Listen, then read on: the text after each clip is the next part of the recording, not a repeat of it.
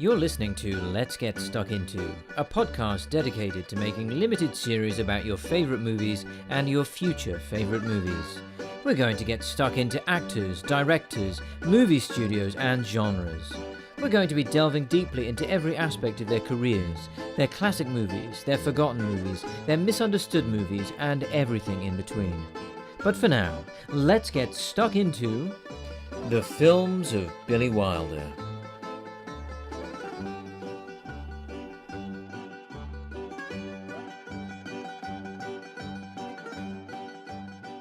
Hello once again and welcome to Let's Get Stuck Into Billy Wilder.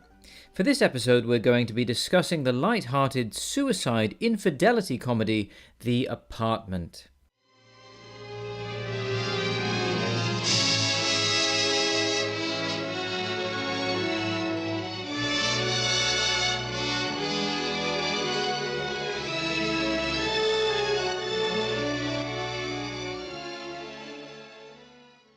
The Apartment stars Jack Lemmon as C.C. Baxter, a low-level schnook at an insurance company, willing to lend his apartment to philandering executives in exchange for career advancement.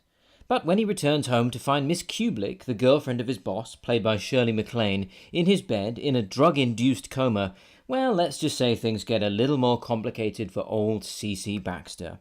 Released in 1960, The Apartment was the second of Wilder's movies to star Jack Lemmon, in what would prove to be one of the most fruitful collaborations between an actor and a director in film history. Here's Jack Lemmon. I was overwhelmed by the fact that it was such a terrific script. And as a matter of fact, it won Best Picture, Best Script, and Best Direction the next year at the Oscars.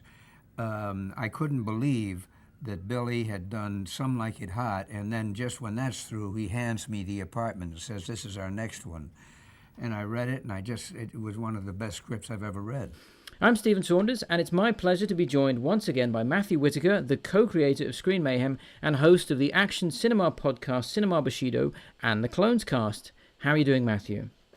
Excellent. How are you doing? I'm very, very well. And I'm also delighted to be joined by Mr. Lee Van Cleef. How's it going, Lee? Hey, every day's a holiday. How you doing today, buddy? I'm very, very well. So I guess I'll start with you, Lee. What did you think of The Apartment? Oh, it's a perfect classic that harkens to an art of storytelling that unfortunately has long since been abandoned. Wit and vice come together to render a comedic and also somber look at love in both its reality and its ideal. So I really love this movie. It was a great movie.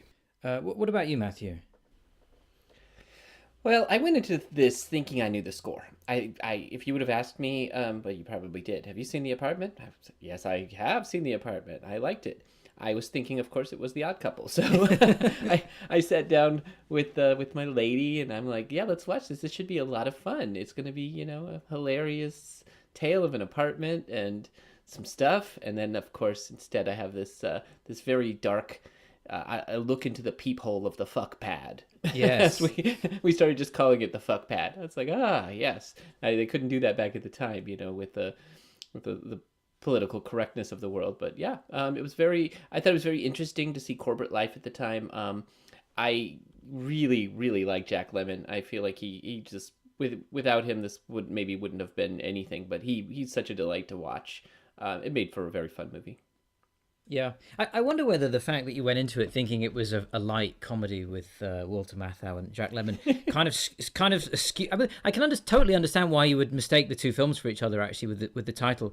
But I wonder whether that skewed your view of it, because actually it is, considering that it's about someone who is like emotionally shattered. I'm talking about the female character, and then Jack Lemmon's character is a total loser, and he's morally fairly bankrupt because he's basically willing to do anything to gain career advancement. And then they sort of come together. Considering what it's actually about, it's a pretty light movie, and it's a comedy. I mean, it's got lots of funny lines and funny scenes. And so for me, the brilliance of this movie, although I don't think it totally works all the way through, but the brilliance of the movie is the way that it manages to mesh like quite dark themes in a pretty convincing way, whilst also having lots of witty lines and like little bits of slapstick comedy, and is generally quite amusing and actually quite romantic. For me, that's an impressive trick to have pulled off. It's sugarcoating in a very convincing and clever way, something that's pretty dark. Yeah.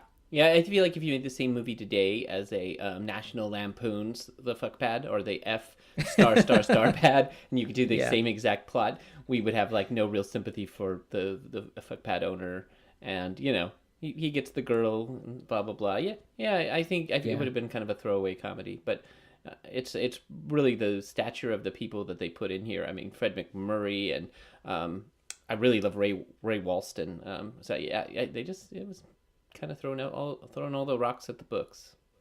I want to ask you this question then: if they remade The Apartment today as the fuck pad, Yeah. who would you cast it as the Franny Kubelik character, and who would be the Jack Lemmon CC Baxter character? You would have to have somebody like young Ryan Reynolds would be Baxter.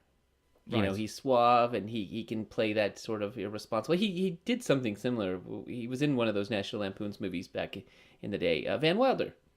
Yeah. Right. And then Kubelik, man, you really need this movie you're talking about. It would need to have been made in the '90s, and you would have used Tara Reid as Fran Kubelik. Yeah.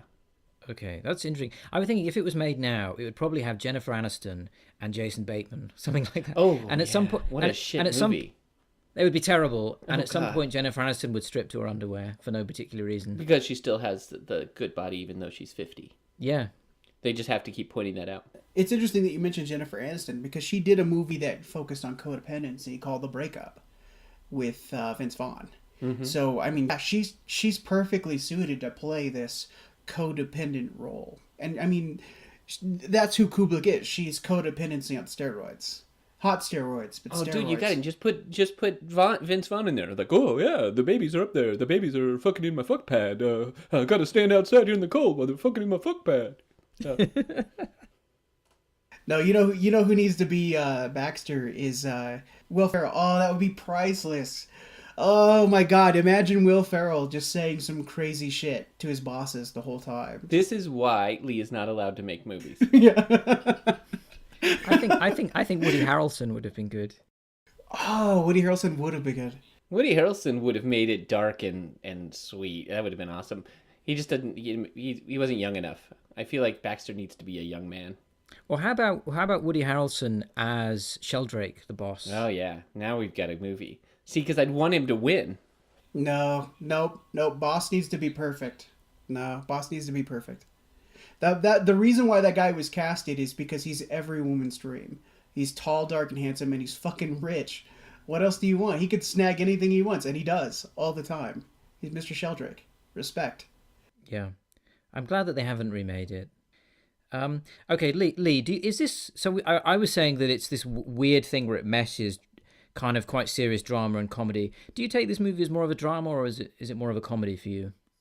That's hard to say. I mean, because it blends so well. I mean, it's both the reality and the ideal of love. We all have these ideals, and then the reality is always starkly different. And depending on how delusional we are in our ideals and their pursuit thereof, we can fall for a lot of things if we're not grounded in reality. And a lot of cognitive dissonance along the way. You can see that in Kubrick.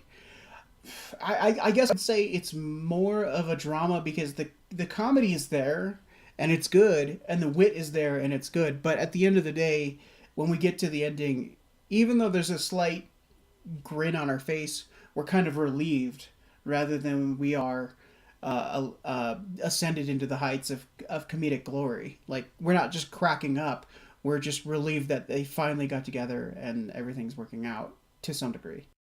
Yeah, it's a romantic comedy, really, isn't it? It's a romantic comedy that goes to quite dark places, but at the end, it does give you some sort of happy satisfaction.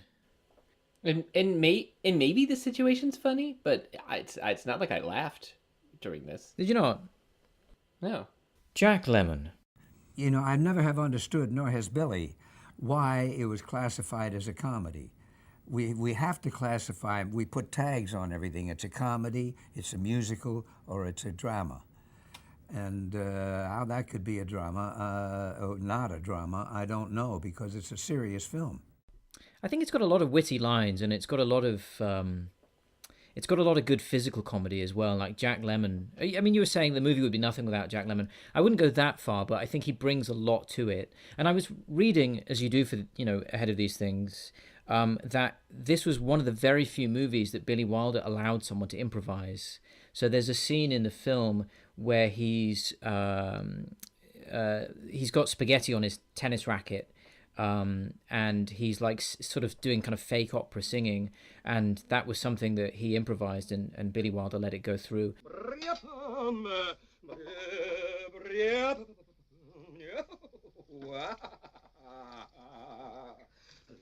Are we dressing for dinner? You know, just come as you are. So you're pretty good with that racket. You should see my backhand. Wait, you see me serve the meatballs. Shall I light the candles? It's a must. And there's another scene as well where he's talking to Sheldrake, and he's got a tube or a bottle of like nasal ointment or nasal spray, and he shoots it across the room. And apparently that was an improv that wasn't meant to be in there. So I don't know. I think it's got a lot of good physical comedy. It's got a lot of good one-liners. I guess it depends, how you take the movie. You can look at it one way or another. So for you, is it more of a drama? Oh, for sure. Like I said, I did not laugh once. In fact, I thought the whole thing, beginning to end, was pretty dark. Not at all light. Not at all romantic. I mean, yeah, it was really just a lot of drama and darkness. Did you not find the relationship between Kubelik and Baxter romantic in any way? Well, yeah, it was very sad that she was, used up and broken, and he was trying to save her, but he was a man with zero morals himself, and it was what it was. But she sort of she gives him a moral awakening, doesn't she? Because he falls in love with her and then realizes that she's the girl that Sheldrake is using, and then eventually he decides not to let Sheldrake use the apartment, and then they get it together. So it is structured like a romance. Yeah, he was in love, and she was just sort of like just pathetic, frankly, and didn't at all fall for him in the beginning. And it's more like a dependency thing, or again, somebody to take care of her when it finally comes around. I mean, the fact that he had to have her stomach pumped by the hero Dreyfus. Yeah, it was. I wouldn't call it romantic. Yeah, she is completely broken, isn't she? Yeah, it was pretty dark when you think about the relationships and how they stand. This wasn't a, oh my, she's finally in love with me or something like that. She was just barely into him, and as things went, not talking about what she's actually doing on the side and with who. It was pretty dark.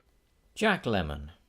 Another thing I loved about The Apartment, now that I think back, was the fact that there were so many faults in the characters. Billy was never afraid. As a matter of fact, he would seemingly go out of his way to manifest the faults within characters, because we all are faulted.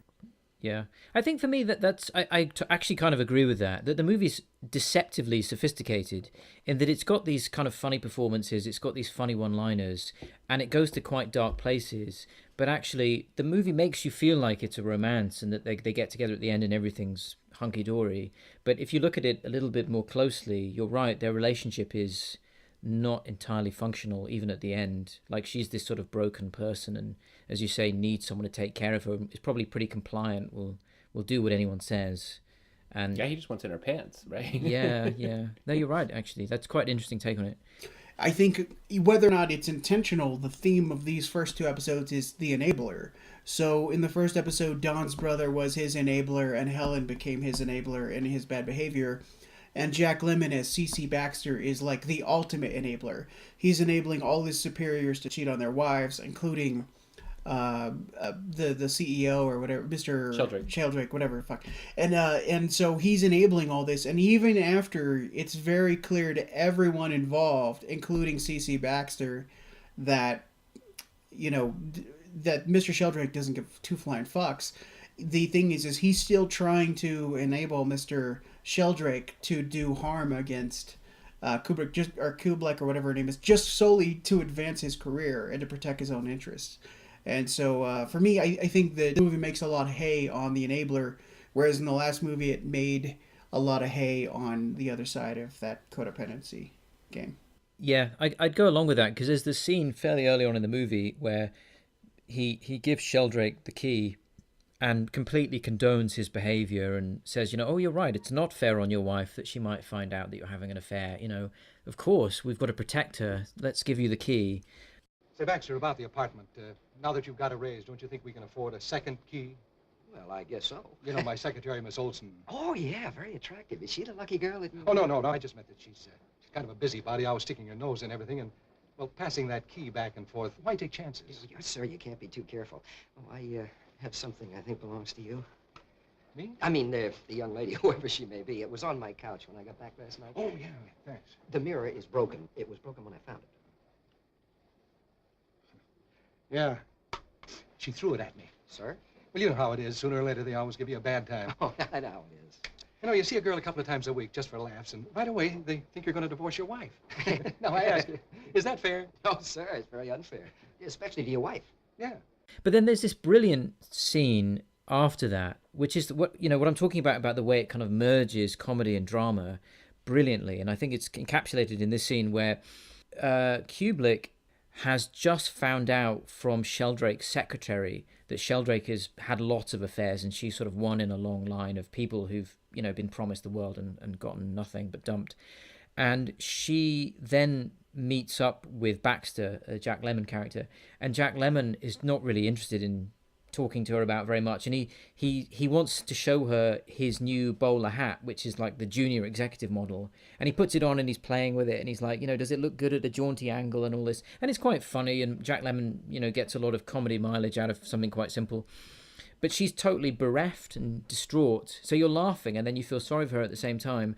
And then she lets him look at himself in her compact mirror, and her mirror is broken, and he knows at that moment that she's having an affair with Sheldrake, because he found that compact in his apartment and then returned it to Sheldrake, and he's given it to her.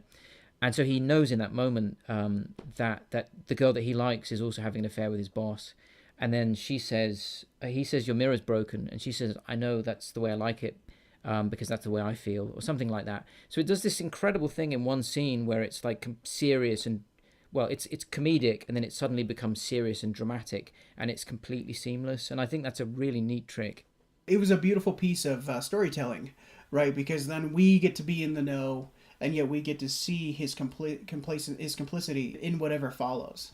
And it was, like you said, it's just a beautiful way of setting us upon the emotional spectrum within 90 seconds. Hey, I've always said it. I say this phrase all the time to anyone who will listen. It's all fun and games until it's your girlfriend getting fucked at the fuck pad.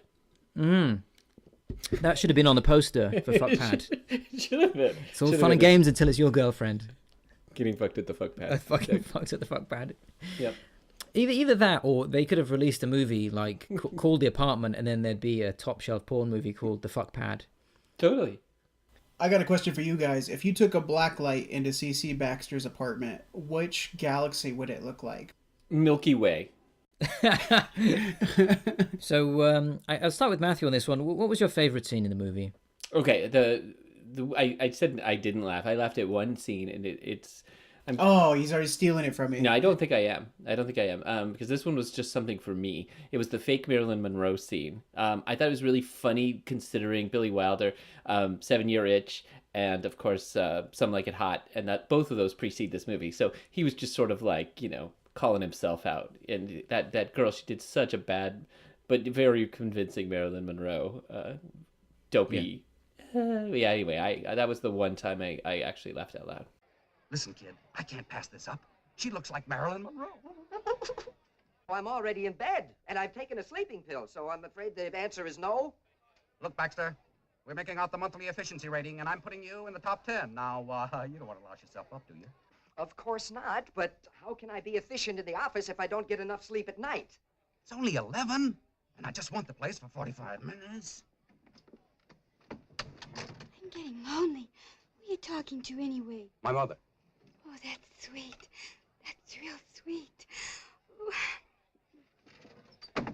Make it 30 minutes. What do you say, bud? Huh? Yeah, it was a nice in-joke. I enjoyed that Yeah, too. exactly. Yeah. What about you, Lee? Oh, you already know, dude. You already know. Dr. Dreyfus, man. He's got it. She's all like practically comatose from the pills. He gets her on the couch, and just out of nowhere, he's just like, smack, smack. It was straight out of the movie Airplane, you know, just Yeah, I was thinking that as well. Yeah, there should have been a queue of people with like guns and hanging ropes and things. absolutely. That scene was the best scene in a black and white movie I've seen in forever. I died laughing. It is really funny to think of that. You do that to someone today, you really are going to go to prison, you know? Oh dear. Yeah, I've kind of said my favorite scene actually, but I like Dreyfuss. You're right, he's fantastic, and there's the scene where he because he thinks that it's C.C. Baxter sleeping with all these women, and he wants his body for medical science after he dies, and he's like, and you will die soon because you're going to burn yourself out. Honorable mention to when he has to rearrange all his superiors due to the schedule because he's sick, you know, and he's calling all these people up, and he's just, and what about next Thursday? What about next Friday? And he's just like, he spent like 20 minutes on the phone just going between different people in the company instead of working to work the phone to make sure that his fuck pad is squared up for everybody's schedule. I mean, he didn't even change the sheets. This guy just didn't care. He's just like, oh man, that's a little crusty today. His real job is just making sure the fuck pad is free for the executives. Mm-hmm. Okay, I guess maybe the answer is obvious to this one. What was your standout performance? I'll go with Lee first of all for this one. Jack Lemmon. Yeah. Easy. His mannerisms, he sells it. Dude, I'm a Jack Lemmon homer. Oh man, I love Jack Lemmon and Walter Matthau. So seeing Jack Lemmon be young and do basic... Jack Lemmon plays Jack Lemmon in every movie, but you can't get enough of Jack Lemmon. What? Hey, could you somehow fit in a joke about making lemonade? I think that'd be really funny. So when life gives you lemons, you say fuck the lemons and go have sex with the fuck pad. Oh, very nice. Boom. Well done. Spur of the moment. Jack Lemmon was amazing. He could play drama and he could play comedy quite effortlessly, and he had a charming energy about him. I like him too. What about you, Matthew? For sure, my favorite character and the stand-up performance for me was Dr. Dreyfuss, played by Jack Crushing. He was so funny. He was so good. Be a mensch, the whole thing. It was just terrific. That said, I've always loved Fred McMurray, and I've never hated him as much as I hated him in this. He was such a piece of crap, and I feel like that's just good acting. So yeah, my favorite in this is Jack Lemmon, but I wanted to talk about Fred McMurray because he does this thing where he's like very charming and very handsome, and he's sort of middle-aged. And you could totally believe that someone could fall for him and be charmed by him and convinced by him. But at the same time, you can also completely believe that he would be a total slimeball behind closed doors. And it's good acting. It's also really good casting. Yeah, see, he was America's Dad. My Three Sons. Yeah. He did that for like 12, 13 years or something like that of My Three Sons. So I've always known him as the gentle, understanding father. So to see him taking advantage of not only the girl but the fuck pad, threw me off. And we mentioned it in our previous podcast, but he's also in Double Indemnity as a murderer. There you go, linking it all together. So that's the thing I really like about this film, and Matthew might not agree with me on this, but I think it's got a lot of like really clever small comic touches. And one of the things that it does really well is it has these supporting characters that are really funny or eccentric or memorable in quite small ways. And I was wondering if either of you guys had a favourite supporting character. So I guess I'll go with Matthew on that one. Was there a character, apart from Dreyfuss, who is, I guess, one of the main characters, is there someone who just caught your eye who you thought was great? I was thrilled to see Ray Walston in it. You've seen him forever in lots and lots of things, but I know him from the movie Rad, the BMX freestyle movie. Right. And seeing him as a young man, and anytime he was on screen, I was pretty pleased to see him. So. Yeah, actually, that's interesting because he is the lead actor in another Billy Wilder film called Kiss Me Stupid, which I'm going to be covering in a later podcast. So, Lee, what about yourself? Did you have a favourite sort of small part? I agree with your summation of the movie and supporting actors, but I'm probably going to say something quite unpopular, and I don't give a fuck. My favorite supporting actor was that fucking remote. No, that was really good. I didn't even know those existed at the time. I was like, what? It's about the size of like one of those charging plus play music stations for your iPhone. It was perfect. That remote for me stole the scene from Jack Lemmon. Do you know what? There's a real business opportunity there, isn't there? You could bring those back, and they would be like retro kitsch, and you could make a fortune. Yeah. How about that real TV dinner with chicken with bones in it and stuff? This isn't like this super processed crap of today. That was like, I wanted the chicken, I wanted to watch the Cowboys and Indians, and I wanted to click between channels. I wanted to be there right at that moment. That was a funny scene, actually, and I suspect Billy Wilder really disapproved of TV, because there's that scene where it's like, the TV announcer's going, "It stars Greta Garbo, John Barrymore, Joan Crawford, Wallace Beery, and Lionel Barrymore in Grand Hotel." But first, a word from our sponsor. And then he does the same thing again and builds up. But first, a note from our sponsors. He hates advertising as much as we do. Yeah. He hates advertising, yeah. Yeah, well, that's also, it's endemic of that generation, like from the quote greatest generation. Like if you ever, like we all, when we were kids, if we're a certain age, we remember them, and they got their Social Security check and they watched like TMC and they drank, and like they were like veterans about, like the moment the commercials came on, they were switching the channel to something else. It was like, oh man, because nowadays we don't actually have commercials unless we watched crappy TV or YouTube. But I don't ever see commercials anymore, and it's always jarring when I watch like broadcasted sports and I see commercials. Yeah, unless you're mentally handicapped, you're not watching commercials anymore. or like 3 years old. Yeah, exactly. I wanted to say, I'm going to bring this slightly back in. My favorite, there are many favorites, but one of the executives, because they were like you were talking about that scene where he's going through his Rolodex trying to reorganize the people staying at the fuck pad. And there's just one character who's not even really a character. He's got no personality, but he says something like, "But I'm busy on Wednesday." And every time he speaks, the end of his sentence goes like embarrassingly high. And I like all of those. I just think that's really funny. And it's like, why would that even be there? But it's just Billy Wilder's comic mind turning round and round and trying to just eke just a tiny little laugh out of this character who is no character at all. So I don't know. That was just a little tiny comic touch that I thought was clever. You might be right that this whole thing was just darkened by the idea that I thought I was sitting down for a nice light comedy, and instead, there was the peephole. I've got a plan for you. No, let me throw this in here. I think what you should do is you should build yourself up to watching Schindler's List. Exactly. And then somehow accidentally put The Apartment into the DVD player. I know what it is. It's that movie where the old man makes a list of all the things he wants to do before he dies. It's called Schindler's List. You gotta watch it. It's fucking hilarious. Yeah, sit down and watch it. Yeah, then you put it on and you're like, wait, this isn't what I expected. Well, I'll have to do a podcast about Schindler's Bucket List. I think that's another... Matthew, is there a quotable line here that you enjoyed? So you said it already, but what I loved about it is it was literally like a line straight out of a Morrissey song, and I'm a big fan of Morrissey. Yeah. But the mirror, it's broken. Yes, I know. I like it that way. It makes me look the way I feel.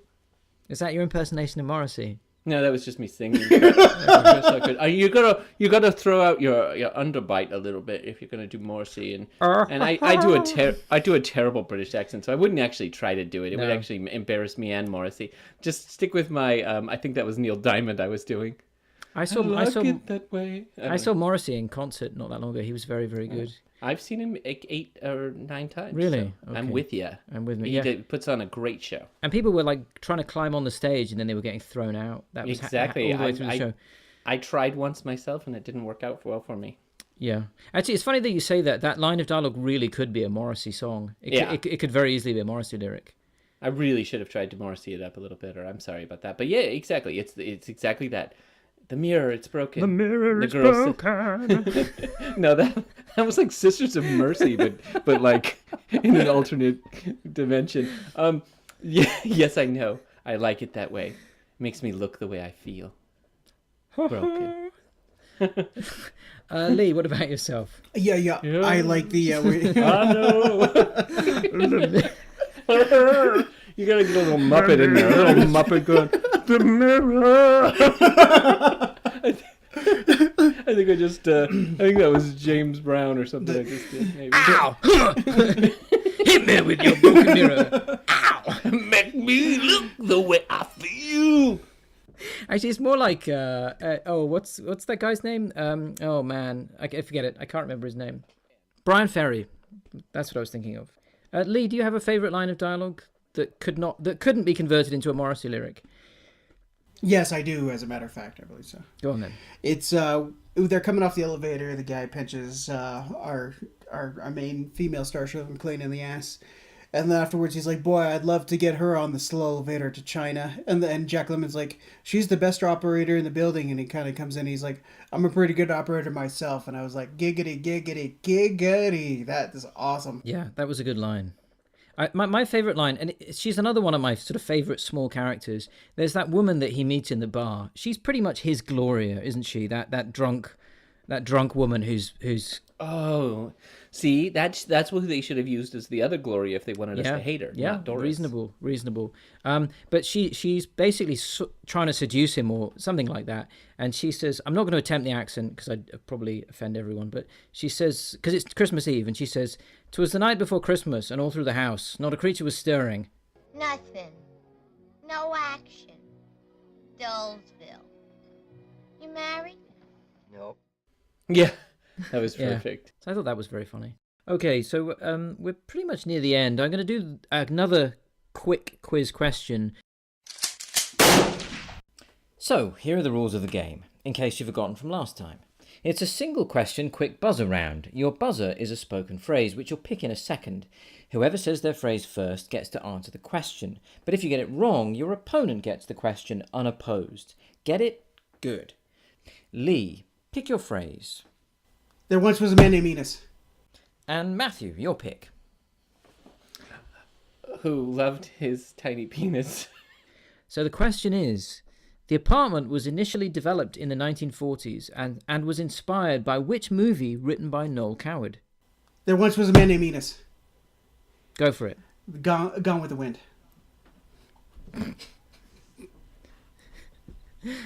Strangely enough, that's not right. That's bullshit.